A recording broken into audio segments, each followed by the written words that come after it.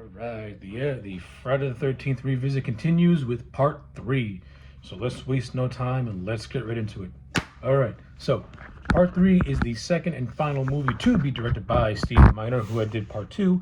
Part 3 also is more or less a direct continuation from right after part 2. Like this movie is very similar to Halloween, in which it's a 5 minutes later type deal. We get a brief recount of the climax of part 2 with Ginny and Jason's shack.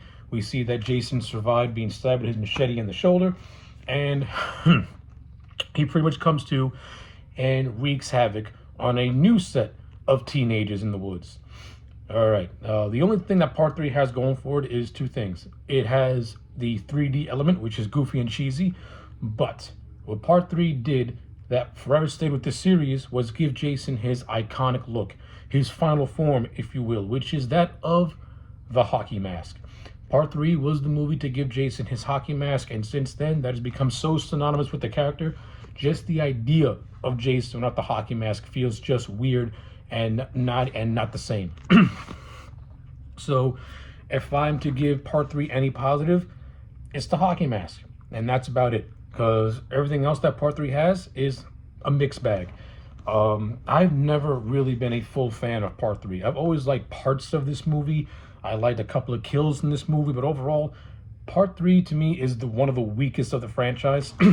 So I'm gonna say this: if you ever seen the documentary Crystal Lake Memories, when the cast and crew are talking about part 3, they talk about part 3 as being intended to be the final movie of the Friday movies up to this point. Like, the original intent was to make it a trilogy, and that's it.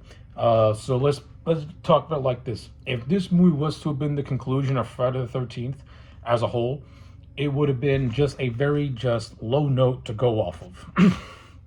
Because the only takeaway you're going to get from it is the hockey mask and just how cool that mask looks on Jason, and that's about it. Because everything else about this movie is completely just unmemorable, with the exception of maybe two characters. One character for giving Jason his iconic look, and the other character who is the final girl who gives one of the worst monologues in horror movie history. That's all this movie has going for it, because everything else is just whatever. Part 3 is a very whatever type of movie.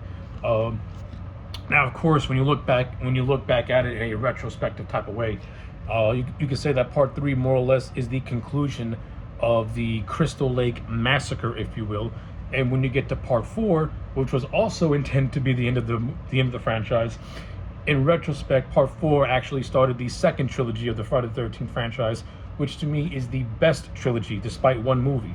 And of course, I'll get to the Tommy Jarvis trilogy and Friday Part 5 when I cross that bridge. But let's talk about Part 3. So let me get my likes out of the way first. Likes. I really like Richard Brooker as Jason in this movie. Richard Brooker is the first man to don the hockey mask. Unfortunately, he is no longer with us, but in terms of his portrayal as Jason, I like it. I think Richard Brooker gave Jason this sense of this really hulking nature, so to speak. Like, I liked his movements as Jason. He moves in a way in almost a Frankensteinish type of way, and I like it. Like, he really gives Jason this menacing presence. And and when Richard Brooker gets with the hockey mask and Jason actually takes center stage in the third act, you really get to see Brooker really sell the character of Jason, really give him a sense of menace and really a sense of intimidation. So yeah, I think Richard Brooker is one of the more underappreciated Jasons in the annals of this franchise. I don't think he gets enough credit. He's not my all-time favorite Jason. He's not one of my top 5 favorite Jasons, but I do have a lot of love and a lot of respect for his portrayal as the character. And of course, he gets points for being the first actor to don the iconic hockey mask, so that's gotta count for something.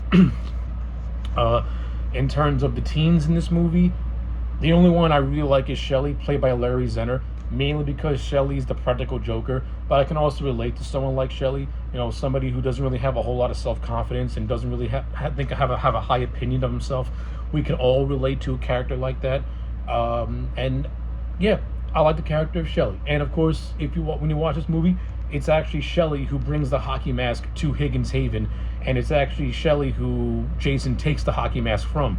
So, when I said that the only memorable character in this movie that's worth mentioning is Shelly, that's really the sole reason why. He gives Jason his hockey mask, and Shelly was actually the first person to wear the hockey mask and scare somebody while wearing said mask. So it's a cool bit of Friday history with that. So you can't go wrong. I think the kills in this movie are relatively well done. You got a couple of off-screen kills, you got a couple of on-screen kills. They're good for what they were. I think the best kill in this movie is when Jason dispatches of this character called Andy. He basically takes a machete, stabs Andy like right in the middle, and the guy gets cut in half. It's really gnarly.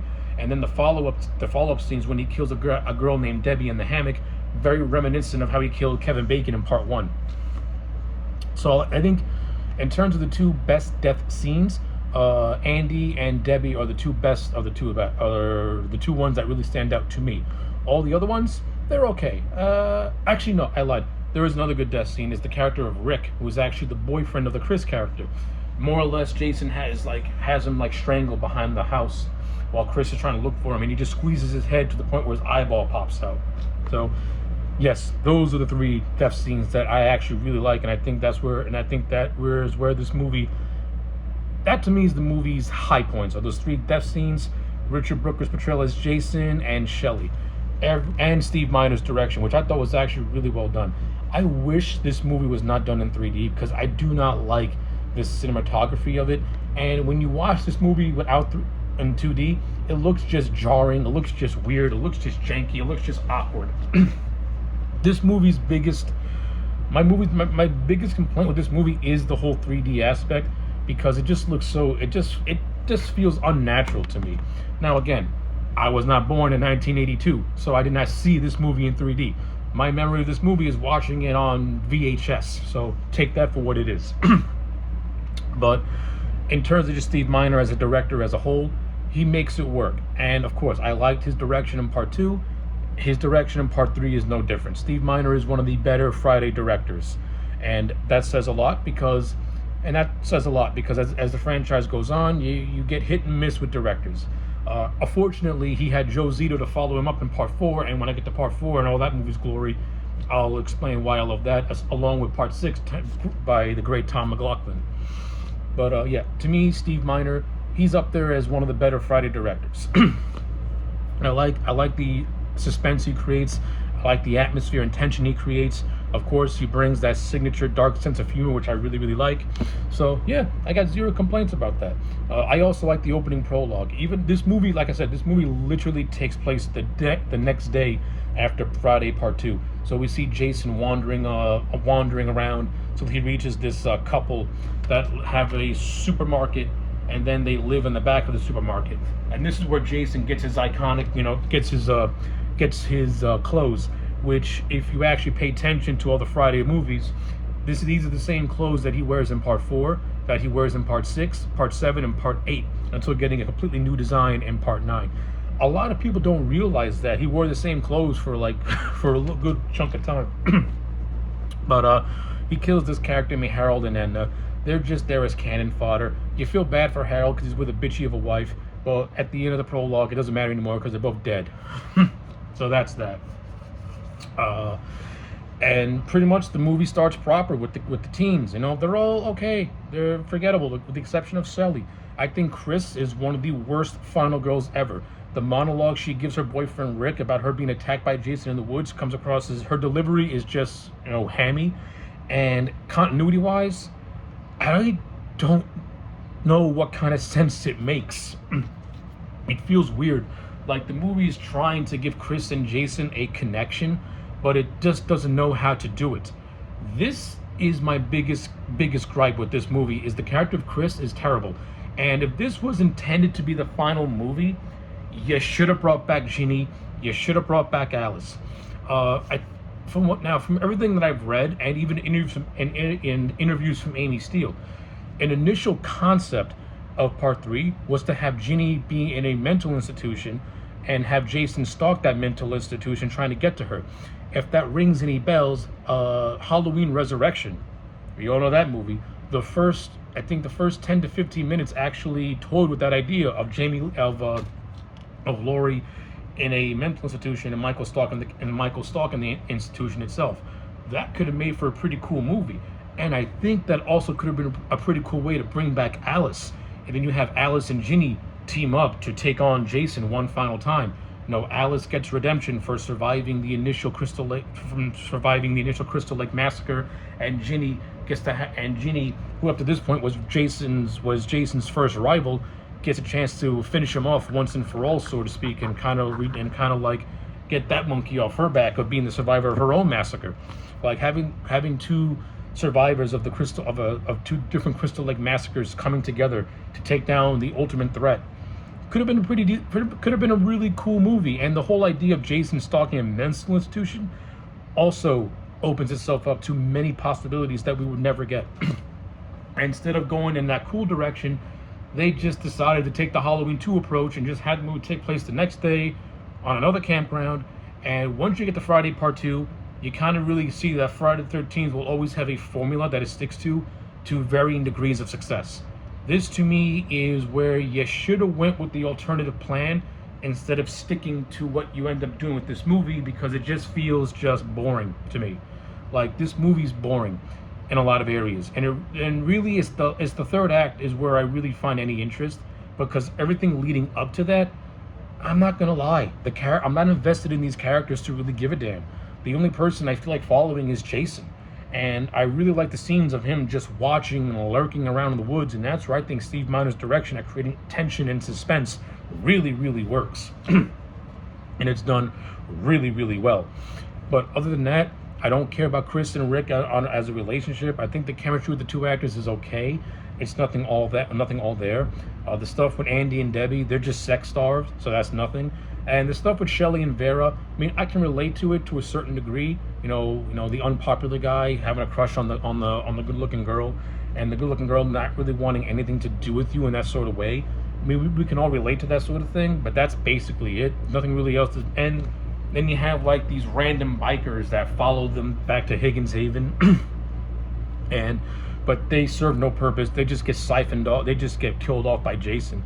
I mean, the movie toys with the idea of the leader named Ali possibly playing a role in the third act, but when you get to the third act, he gets taken out within a matter of seconds by Jason and his machete. So he was useless also. It's really hard to find something good about this movie. I just don't care for it. Like I said, the third act itself is the best part. But even then, again, I gotta follow the character of Chris, and I don't like the character of Chris. I think if Chris was more of an amalgamation of Alice and Ginny together, instead of just being just this bland, faceless final girl who doesn't really do much to defend herself and is constantly in hysterics and screaming and yelling and barely uses and seems to get the better of Jason just by luck, maybe I would have cared. I mean, when they're in the barn, when they're in the barn and Jason, she hangs Jason and then hits him with the axe. It all feels like it's out of desperation. And of course, Jason getting hit with the axe gives the iconic look of the mask having a crack right over here. So again, take that for what it is, I guess. And the whole ending is basically a recreation of the ending with Alice in part 1, where instead of a young Jason pulling the girl into the water, it's actually Jason's dead mom pulling the girl into the water. And once again, people just view her as just being in complete hysteria after witnessing her friends be just killed off by this insane maniac. And the final scene you get is Jason lying dead in the barn. I mean, it is what it is. It's nothing bad, it's nothing horrible. But I do like the hallucination of her thinking Jason's alive when he's really not. I think in this instance, the alternate ending would have worked better with Jason coming back to life and decapitating Chris, and then it being revealed to be just her having a bad dream. I think that would have worked better than what we got in the final film. That's just me personally. But yeah, with all that being said, Friday the 13th Part 3 to me is a solid. I'm going to give this movie a 4 out of 10. I think this is one of the weaker Friday movies. Of the first 3 movies, this is the one I like the least.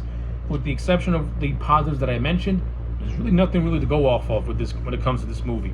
It's just a really just bland entry into the Friday franchise. Of course, the movies pick up a lot of steam when you get to part 4, and I cannot wait to get to that movie. But my name is AJ Legend. Like, comment, and subscribe, and I'll check you back next time for more. Also, brief little side note, gotta dig those opening credits. Disco Jason lives, baby.